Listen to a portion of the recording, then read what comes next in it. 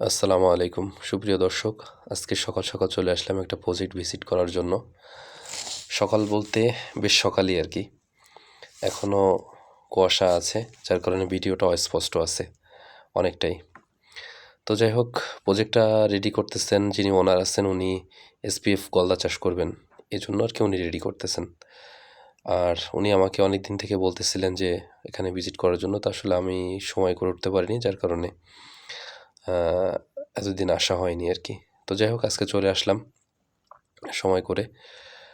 তো উনি এখানে পাড় বাঁধাইয়ের কাজ করছেন, তারপরে হচ্ছে নিচের যে পচা কাদাটা ছিল এটা অপসারণ করছেন, চুন চুন দিচ্ছেন আর কি।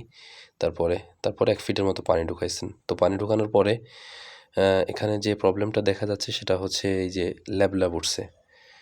আর এই ল্যাবল্যাবটা হচ্ছে, আমরা এটাকে শ্যাদলা বলি, গ্রামের ভাষায় শ্যাদলা বলা হয়। তো এখানে বেশ পরিমাণে উঠছে।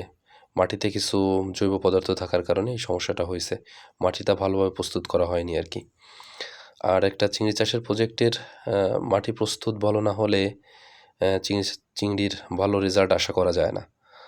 তো যাই হোক, উনি যে পদক্ষেপগুলো নিয়েছেন যথেষ্ট পরিমাণ ভালো, কিন্তু আরও কিছু প্রবলেম ওনার আছে। সে প্রবলেমগুলো আমি ওনার সঙ্গে কথা বলছি এবং আরও বলবো। যেরকম পাড় বাঁধাই করা পরিপূর্ণভাবে হয়নি, বিভিন্ন প্রবলেম আছে, বা পাড়টা আরও উঁচু করা লাগবে, আরও চওড়া করা লাগবে, আর সয়েলটা আরও ভালো ট্রিটমেন্ট করা লাগবে। কারণ এই যে আপনারা দেখতে পাচ্ছেন যে ল্যাবটা উঠেছে, এটা চিংড়ি চাষের জন্য অত্যন্ত ক্ষতিকারক, অনেক ক্ষতি করে এটাতে।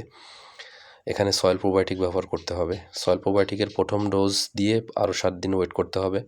তারপরেও যদি না কমে তাহলে আরও একটা ডোজ করতে হবে। এভাবে যদি 1টা 2টা 3টা পরপর করলে এই যে ল্যাব যেটা আছে এটা ওঠা বন্ধ হয়ে যাবে ইনশাআল্লাহ। আর আরেকটা প্রবলেম, সেটা হচ্ছে এখানে বোরিংয়ের পানি ব্যবহার করতে হবে। আর বোরিংয়ের পানি ব্যবহারের জন্য ওনার আলাদা কোনো রিজার্ভ ট্যাঙ্ক নাই, যার কারণে উনি আরও সমস্যা ফেস করবেন।